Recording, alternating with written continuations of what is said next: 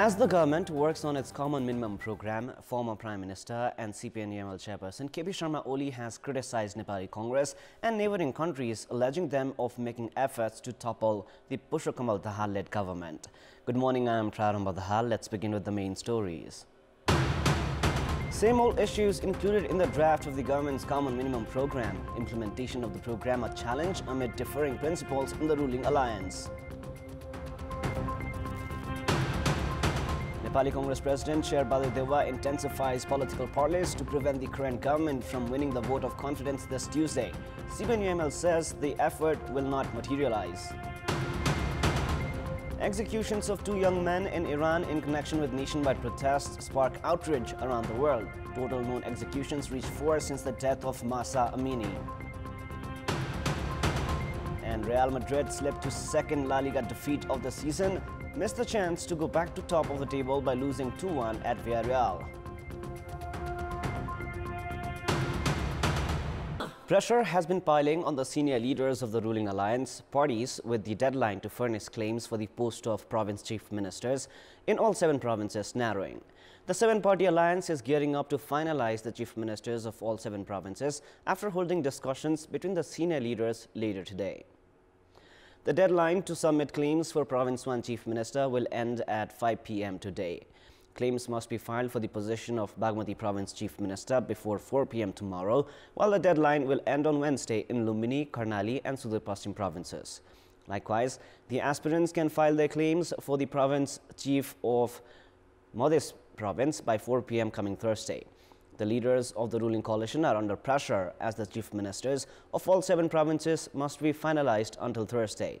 As per the consensus reached in Balutar yesterday evening, the senior leaders will finalize the equation today. Meanwhile, Prime Minister Pushpakamal Dahal had held a separate dialogue with CPN-UML chair KP Sharma Oli yesterday itself.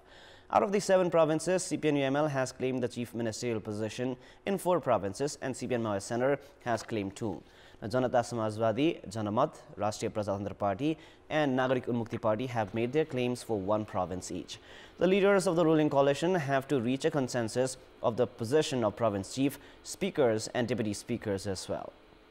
The ruling coalition parties are introducing the common minimum program to unite the political parties with different principles and ideologies and to ease government works. Issues like policy and structural improvement and good governance have been included in the program. However, the implementation of the common minimum program seems to be challenging amid differing principles of the political parties in the ruling coalition. The government's common minimum program boasts of policy level and structural improvement and minimization of corruption to ensure good governance. Public service delivery and its regular monitoring have also been prioritized. Likewise, the formation of a high-level commission to ensure improvement of judicial entities that have been dragged into controversies and failed to function effectively have also been included in the common minimum program. The political parties have agreed to increase efficiency of the commission for the investigation of abuse of authority. Likewise, scientific land management, peace process, among other issues have also been included in the program. Issues mostly included in the previous years have been prioritized this time as well. A few changes can be expected as the government has yet to finalize the common minimum program. The government had made such pledges on several occasions, however, it has failed in the implementation part. 5 years ago, the KP Sharma Oli-led government had pledged of providing technical education in local levels within 2 years, but it has yet to materialize. The government has incorporated several financial issues that were prioritized by previous governments. The common minimum program has also included the issue of strengthening export and discouraging imports. The country's peace process that has not been attained for decades and the issue of justice for victims of the insurgency era have also been included in the common minimum program.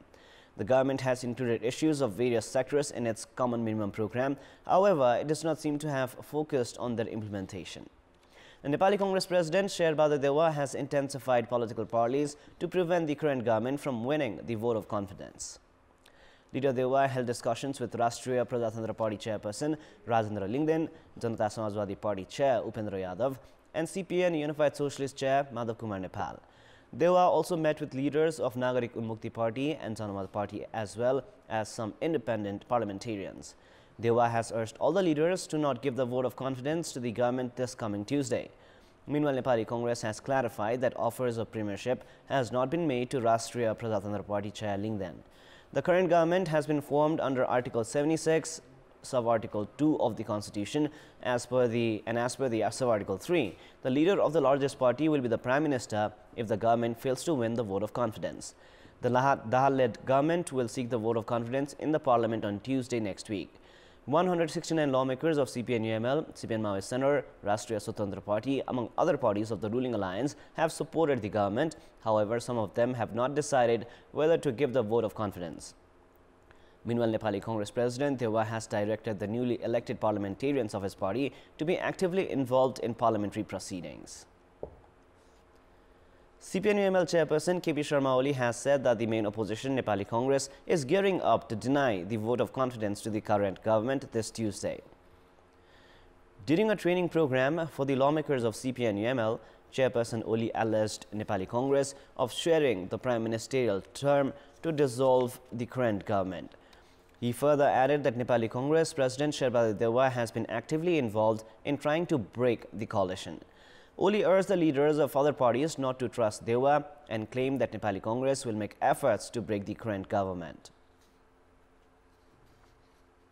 In our public voice segment, we have asked in several provinces regarding their take on the decision to provide work permits from all 7 provinces. Let us now take a look at what they had to say. Public voice. आफ्नो ठाउँमा आफ्नै प्रदेशमा गर्दा छोटो समय नि पैसा कम पनि लाग्ने भयो हाम्रो लागि राम्रै हो हैन अब जनकपुर अब हाम्रो प्रदेशमै हुने भयो काठमाडौँ सबै धाउनु पर्दैन आफ्नै प्रदेशमा ठीक लाग्यो यो जुन निर्णय गरेको छु धेरै पहिला नै हुनुपर्ने मलाई लाग्छ जिल्लामा दिँदा झन् बेस हुन्थ्यो नजिकै भयो भने सजिलो पनि हुने सबैलाई र छिटो पनि हुने पहिला हामी राजधानी जानु पर्थ्यो भने अहिले आफ्नै ठाउँमा छ भने खुसी लाग्छ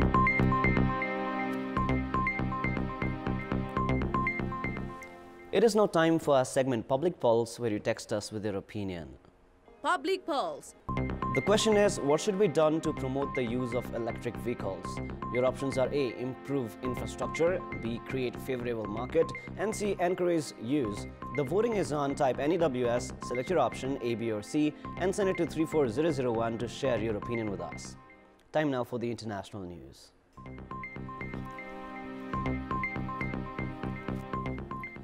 The executions on Saturday of 2 young men in Iran, one a karate champion, the other a volunteer children's coach, in connection with nationwide protests have sparked outrage around the world. The total number of people now known to have been executed in connection with the protests that have swept the country since the death of 22-year-old Kurdish Iranian woman Mahsa Amini in morality police custody on September 16 has reached 4. Muhammad Mehdi Karami and Syed Mohammad Husseini were hanged early Saturday morning, state-affiliated Fars News has reported. The pair, who allegedly took part in anti-regime protests last year, were convicted of killing Syed Ruhullah Azamain, a member of the country's Bassis paramilitary force, in Karaz on November 3. As many as 41 more protesters have received death sentences in recent months, according to statements from both Iranian officials and in Iranian media reviewed by CNN, but the number could be much higher. The UN Office of the High Commissioner for Human Rights and the European Union have urged Iran to halt all executions following the hanging of the pair. Several major Hollywood stars, including Kate Blanchett, Jason Momoa, Bryan Cranston, and Olivia Wilde, called for an end to executions in Iran in an online campaign launched Friday. 21-year-old Karami was an Iranian Kurdish karate champion, while 20-year-old Syed Mohammad Husseini was remembered for volunteering with children. Thousands of Israelis protested on Saturday in Tel Aviv against the new government sworn in last month. Protesters took to the streets waving flags, banging drums, blowing horns and chanting slogans against the new coalition, and proposed judicial reforms to reduce powers of the Supreme Court. Protesters hope that through these demonstrations, they would be able to oust the new government. Israeli Prime Minister Benjamin Netanyahu, the 73-year-old politician veteran who is on trial for graft charges he denies, has sought to calm concerns about the fate of civil rights and diplomacy since his bloc of nationalist and religious parties secured a parliamentary majority in a November 1 election. His allies include the religious Zionism and Jewish power parties which oppose Palestinian statehood and whose leaders, both West Bank settlers, have in the past agitated against Israel's justice system, its Arab minority and LGBTIQA+ rights. His government secured 63 of a possible 120 parliamentary votes in a confirmatory ballot before the cabinet was sworn in. Netanyahu's appointment include Itamar Ben-Gvir, who was convicted in 2007 of incitement against Arabs and support for a Jewish militant group, as Minister for Police. Ben-Gvir, a lawyer, says his views have become more moderate. Now, Ukraine's President Zelensky has said that Russia's call for a ceasefire had been deceptive, adding shells had hit Bakhmut. Reuters confirmed shell fire could around the near-deserted streets of Bakhmut, but was not able to ascertain the origin of the shells. On Friday, Russian President Vladimir Putin ordered a 36-hour ceasefire for Christmas celebrations. Many Orthodox Christians celebrate Christmas on January 7, but the Russian Orthodox Church's backing for Moscow's war in Ukraine has angered many Ukrainian Orthodox believers and splintered the worldwide Orthodox Church. At least one person was killed and 57 were injured in a train collision on Mexico City's metro early on Saturday. The person killed in the morning accident was a young woman, said Mexico City officials. 4 others who were trapped on one wagon on Line 3 were rescued. Police were seen surrounding the accident site and ambulances arrived to take the injured to hospitals. A variety of accidents have taken place on the metro in recent years. The most serious was the May 2021 collapse of a rail overpass on Line 12 that killed 26 people and injured more than 60. Maintenance shortcomings were identified as one of the accident's causes. The Peruvian police seized 3 tons of cocaine in an abandoned house in the port city of Callao, western Peru on Friday, police have said. The drug shipment, the largest seized in the last 2 years, was hidden under a fake floor of the house, where officials found 51 sacks with at least 70 packages of drugs each. Police released a video of the operation and the seized drugs. Police said 4 people were arrested during the raid on the house and the drugs were ready to be shipped in the early hours of Saturday morning. Now, French beauty industry giant LOreal has unveiled a smart applicator at the Consumer Electronics Show in Las Vegas to help those with limited mobility apply makeup. Called Hapta, the LOreal makeup applier uses sensors, robotics, and machine learning to specifically help people who have suffered strokes and those with rheumatoid arthritis and spinal injuries apply lipstick. Another device showcased by LOreal at CES this year is called Brow Magic, which uses augmented reality or AR to create and draw the perfect eyebrows.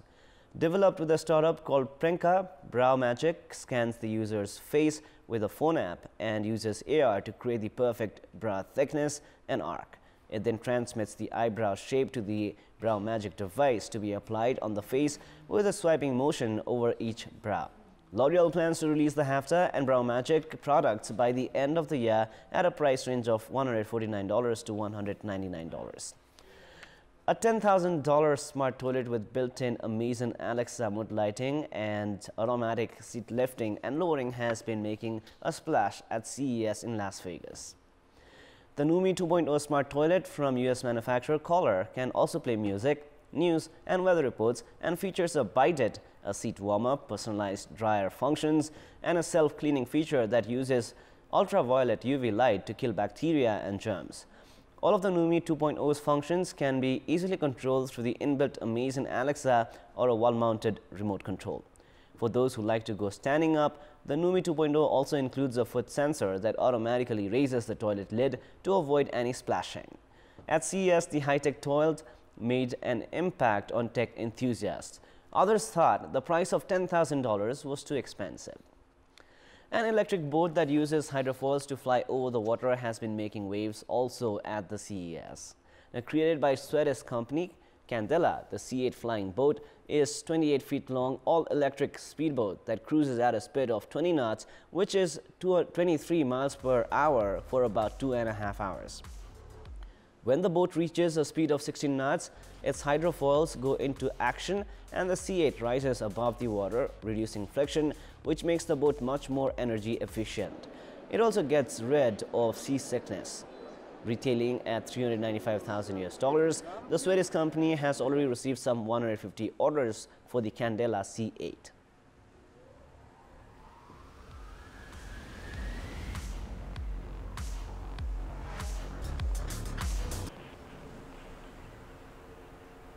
Now, German Bionics has got your back, and that is literally.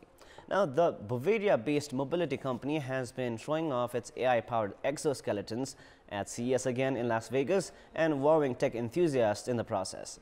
Norma Stellar, German Bionics Chief Product Officer, CPO, explained that what she was wearing was a powered, robotic, AI-enabled exoskeleton as she picked up a 40 pounds weight with the help of the company's Cray X exoskeleton that looks like a yellow backpack and which has won the CES 2023 Best of Innovation Award for Wearable Technologies.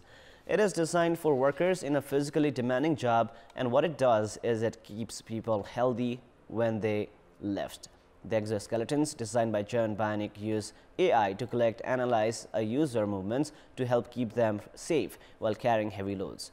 German Bionics also debuted their latest exoskeleton at CES called the Apogee, which is their lightest suit yet.